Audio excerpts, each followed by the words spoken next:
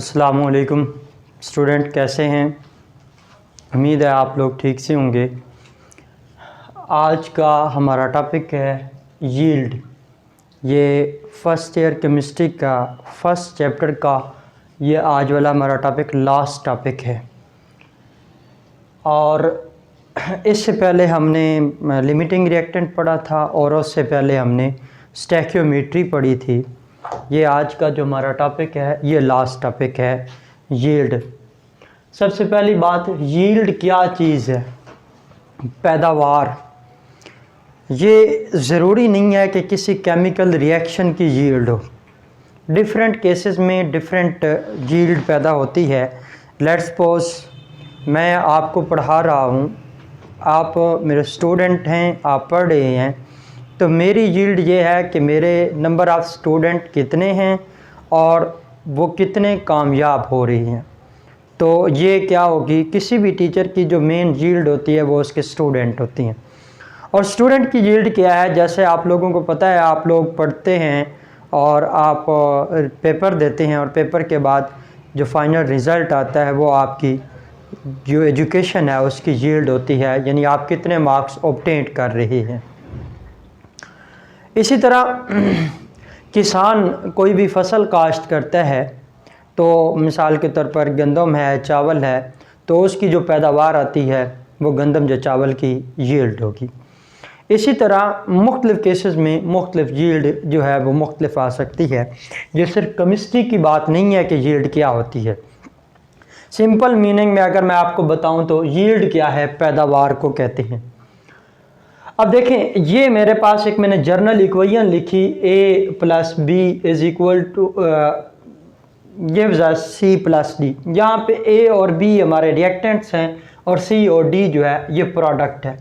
कोई भी हम जो केमिकल रिएक्शन करते हैं तो उस केमिकल रिएक्शन में कितनी हमें अमाउंट ऑफ प्रोडक्ट, जी बैठ जाएं, आप लेट हुए हैं, उधर ही उस चेयर पे बैठ जाएं। जितनी हमें अमाउंट ऑफ प्रोडक्ट मिलती है इसी को हम क्या बोलते हैं, यील्ड। अमाउंट, अब इसको अगर हमने डिफाइन करना है इन केस ऑफ केमिस्ट्री की फॉर्म में, तो ये मैंने आपको लिखा है, the amount of product formed in a chemical reaction. किसी भी केमिकल रिएक्शन में जो प्रोडक्ट की अमाउंट बनती है, जो प्रोडक्ट हमें ऑब्टेन्ड होता है, उसको हम क्या कहते हैं, यील्ड। अब यील्ड की दो टाइप्स हैं, एक है थ्योरेटिकल यील्ड और एक है एक्चुअल यील्ड। इसको समझने के लिए आपको एक एग्जांपल देता हूं। आप लोग यहाँ पे आए हैं, पढ़ रहे हैं, फर्स्ट ईयर के स्टूडेंट हैं और जारी बात है आप केमिस्ट्री भी पढ़ रहे हैं। जी आप आज लेट हो गई हैं। जी सर, सॉरी सर। चलें बैठें, वो उस चेयर पे बैठ जाएं। आज भी आपको ट्रिक्स मिलेंगी, जैसे कल आपको ट्रिक्स बताएगी।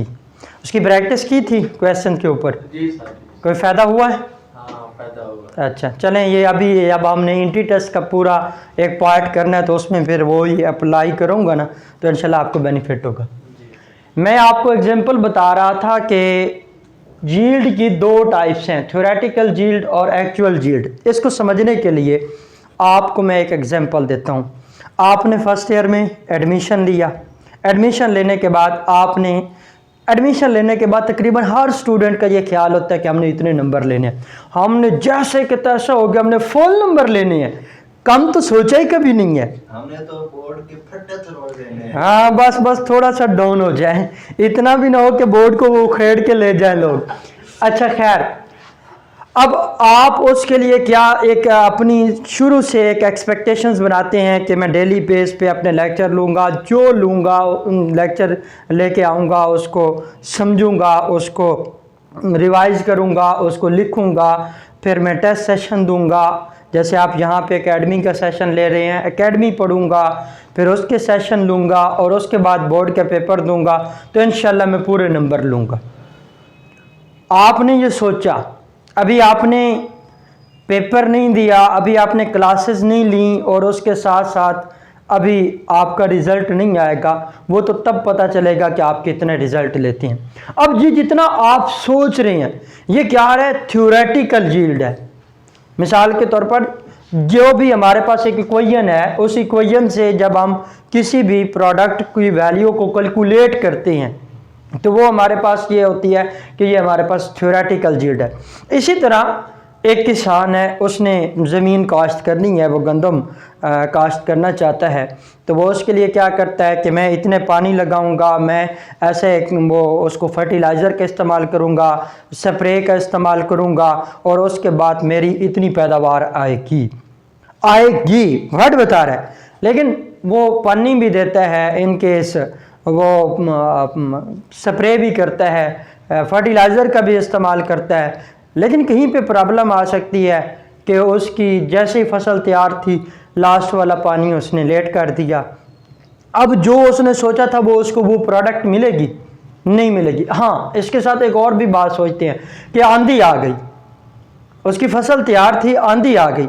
इसको मैं दूसरे लफ्ज़ों में, स्टूडेंट पेपर देने जा रहा था, रास्ते में बाइक पंक्चर हो गई।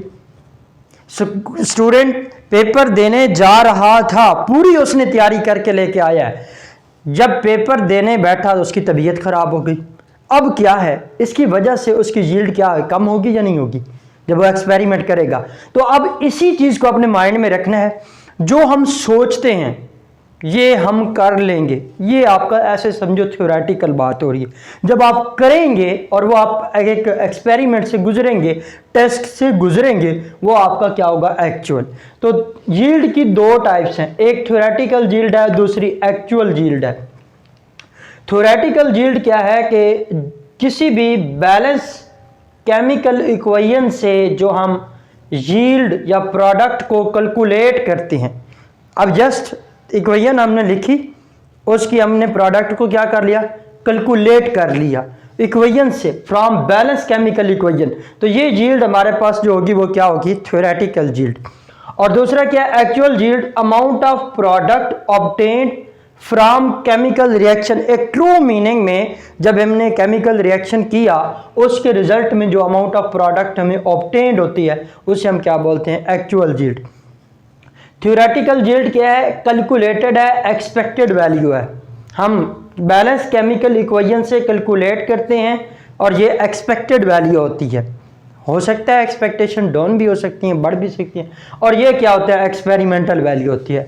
एक्चुअल यील्ड हमेशा एक्सपेरिमेंटल वैल्यू है। इससे अगले पॉइंट पे आए कि जो थ्योरेटिकल यील्ड है वो एक्चुअल यील्ड से क्या होगी, हमेशा ग्रेटर होगी। और जो हमारे पास एक्चुअल यील्ड है ये हमेशा थ्योरेटिकल यील्ड से क्या होती है, लेस होती है। अब इसके बाद यहाँ पे जब हम लिख रहे हो, ये स्टैक्योमीट्रिक कैलकुलेशन जो वैल्यू को ओबे कर रहा होगा, ये जो हमारे पास रिजल्ट आता है। और ये क्या होगा, नॉन स्टैक्योमीट्रिक वैल्यू होगी, ये स्टैक्योमीट्रिक नहीं होगी।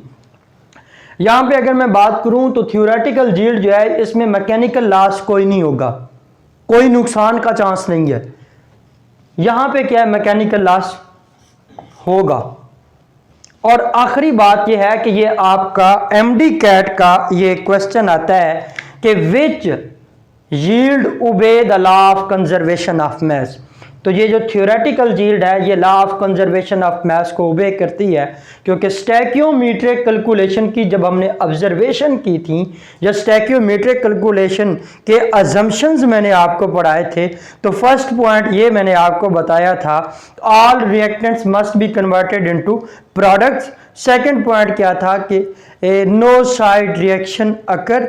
और थर्ड पॉइंट क्या था, during stoichiometric calculation law of conservation of mass and law of definite proportion must be obeyed. जब हम बात कर रहे हैं ना कि स्टैक्योमीट्रिक वैल्यू है, तो इट मींस दैट इसने law of conservation of mass को ओबे करना है। और यहाँ पे क्या है, नॉन स्टैक्योमीट्रिक वैल्यू है, जब ये स्टैक्योमीट्री को फॉलो ही नहीं कर रही तो ये law of conservation of mass को ओबे नहीं करेगा। अब इसके अंदर क्वेश्चन क्या आता है, ये अगर तो आपका बोर्ड में लॉन्ग क्वेश्चन है तो ये तो बहुत ही हलवा क्वेश्चन है। आप थोड़ा सा तैयार करें, जितना मैंने लिखा है इतना ही आप अगर तैयार कर लेते हैं तो आपके 4 मार्क्स हैं। लेकिन बोर्ड के पेपर में ये शॉर्ट क्वेश्चन आता है। नंबर 1 पे शॉर्ट क्वेश्चन क्या आता है, differentiate theoretical yield and actual yield. ये आप डिफ्रेंशिएट करेंगे। उसमें जितने मैंने पॉइंट लिखे हैं ये आप लिख देते हैं तो आपके 2 मार्क्स हैं। इसके बाद अब हमने एक पॉइंट लिखा, एक दूसरा सेकंड शॉर्ट क्वेश्चन हमारा बनता है कि जो एक्चुअल यील्ड है वो थ्योरेटिकल यील्ड से कम क्यों होती है, या उसके अदर वर्ड्स में अगर उसको हम बोलें कि जो थ्योरेटिकल यील्ड है वो एक्चुअल यील्ड से ज़्यादा क्यों होती है। अब उसके रीज़न की तरफ हम आते हैं कि क्यों उसकी वैल्यू ज़्यादा है या क्यों उसकी वैल्यू कम है। क्लियर है पॉइंट? तो ये हमारा सेकंड शॉर्ट क्वेश्चन बनता है, why actual yield is always less than theoretical yield. जो थ्योरेटिकल यील्ड से एक्चुअल यील्ड हमेशा कम आती है, उसके पीछे रीजंस क्या है। पहली रीजन बात कर रहा हूं, वर्कर में बी इन एक्सपीरियंस्ड। एग्जांपल देता हूं, आप यहां पे पढ़ रहे हैं, आपने एडमिशन ले लिया, एमडी कैट कर रहे हैं या आप प्री इंजीनियरिंग कर रहे हैं, आपने एडमिशन ले लिया, आपका हाफ सेशन कंप्लीट हो गया। उस वक्त आपको पता चला कि ओहो मैंने तो ये गलत डिसीजन किया है, मुझे तो मैथ में प्रॉब्लम आ रही है, मुझे तो फिजिक्स में प्रॉब्लम आ रही है, केमिस्ट्री का तो प्रॉब्लम मैं आपको सॉल्व कर दूंगा, वो तो आपको मसला आना नहीं दूंगा, वो तो आपको परेशानी लेने की ज़रूरत ही नहीं है, और वो तो रिजल्ट भी बताएगा। क्यों भाई, ऐसे ही है ना? लेकिन अब जब आपने सोचा कि मुझे बायो की बजाय मैथ पढ़ लेना चाहिए था, फिजिक्स की बजाय स्टैट पढ़ लेना चाहिए था, या आप कहते हैं मुझे एफएससी करनी नहीं चाहिए थी, एफए कर लेना चाहिए था, तो अब आप जिस स्टेज पे हैं अब कुछ नहीं होगा, अब आपको चलना पड़ेगा। क्यों?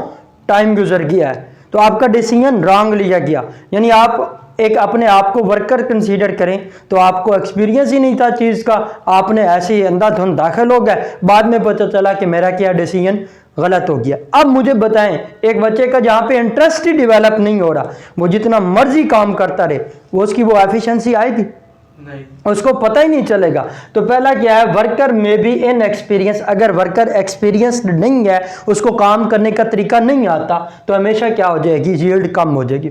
दूसरी बात पे आ जाता हूँ, साइड रिएक्शन। कल भी मैंने आपको बताया था जब मैं पढ़ा रहा था थ्योरेटिकल स्टैक्योमेट्री, उसी में जब अजम्पशंस को मैं पढ़ा रहा था।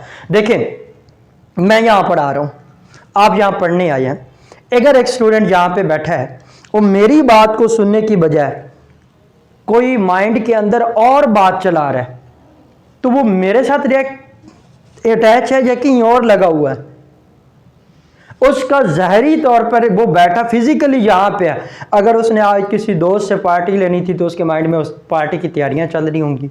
अगर उसने कहीं ट्रिप जो है एंजॉय किया था, हो सकता है उसके माइंड में वो कोई सीन याद आ रहा हो, या उसको कोई गली के अंदर कोई मखसूस बंदा याद आ रहा होता है। तो उस वक्त वो स्टूडेंट यहाँ पे बैठा है, अब वो मेरे पॉइंट को अगर नहीं समझ रहा, टीचर की बात को वो पिक नहीं कर रहा, घर जाएगा उसका टॉपिक वो क्लियर होगा या नहीं होगा? जब टॉपिक क्लियर नहीं होगा, तो जब वही बोर्ड के पेपर में वो क्वेश्चन उसके रिलेटेड आता है, तो मुझे बताएं वो आंसर लिख पाएगा? जब आंसर नहीं लिख पा रहा तो इसका मतलब उसकी यील्ड क्या हो गई है, कम हो गई है। तो दूसरा पॉइंट क्या हुआ, साइड रिएक्शन। और साइड रिएक्शन में क्या होता है, बाई प्रोडक्ट बनती है।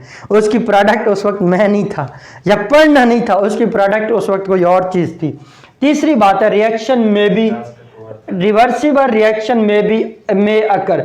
रिवर्सिबल रिएक्शन क्या होता है, ये 2 डायरेक्शनल होता है कि ये प्रोसेस आपका फॉरवर्ड डायरेक्शन में भी हो रहा है, और वही प्रोडक्ट अगर दोबारा रिएक्टेंट में कन्वर्ट हो जाती है तो रिएक्शन कभी कंप्लीट ही नहीं होगा। तो इस केस में भी आपकी जो एक्चुअल यील्ड है वो कम हो जाएगी।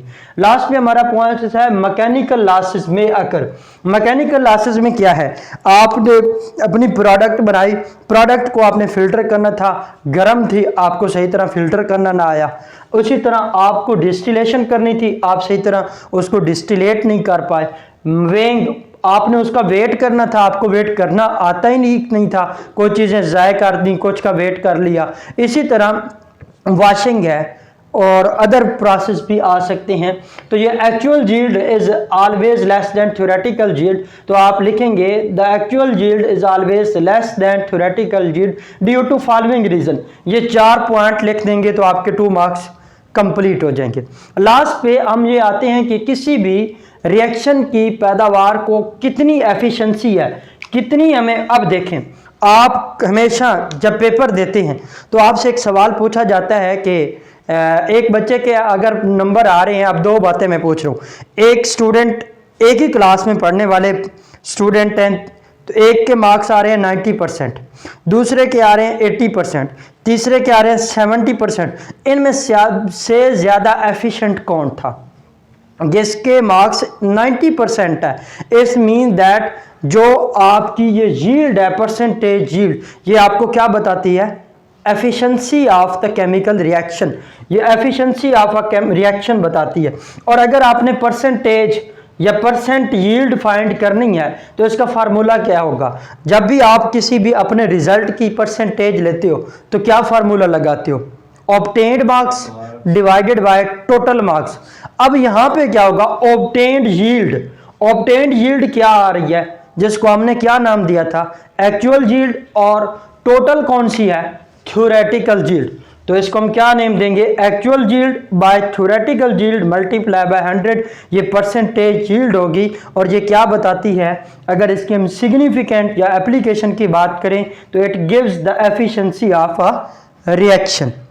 तो यहाँ पे ये बोर्ड के क्वेश्चन के हिसाब से अगर मैं बात करूँ तो दो शॉर्ट क्वेश्चन आते हैं, differentiate actual yield and theoretical yield. Number 2 पे जो हमारा शॉर्ट क्वेश्चन बनता है, why actual yield is always less than theoretical yield, उसका ये आंसर है। अगर लॉन्ग आएगा तो आपने यील्ड की डेफिनेशन करनी है, उसकी दोनों टाइप्स को एक्सप्लेन कर देना है, और उसके बाद आपने रीजंस की देनी है कि क्यों एक्चुअल यील्ड थ्योरेटिकल यील्ड से कम होती है, और लास्ट पे आपने ये बता देना है परसेंटेज यील्ड क्या है और इसका पर्पस क्या है। ये आपका लॉन्ग क्वेश्चन हो जाएगा। अभी इसके बाद हम इसका स्क्रीनशॉट ले लें, इसके बाद हम नेक्स्ट जो आपका क्वेश्चन है वो इसके जो टॉपिक के रिलेटेड न्यूमेरिकल भी करवाऊंगा और इंटी टेस्ट के हवाले से ट्रिक भी आपको बताऊंगा। क्लियर है पॉइंट? Yes sir. वमा अलैना इल्लल बलागुल मुबीन।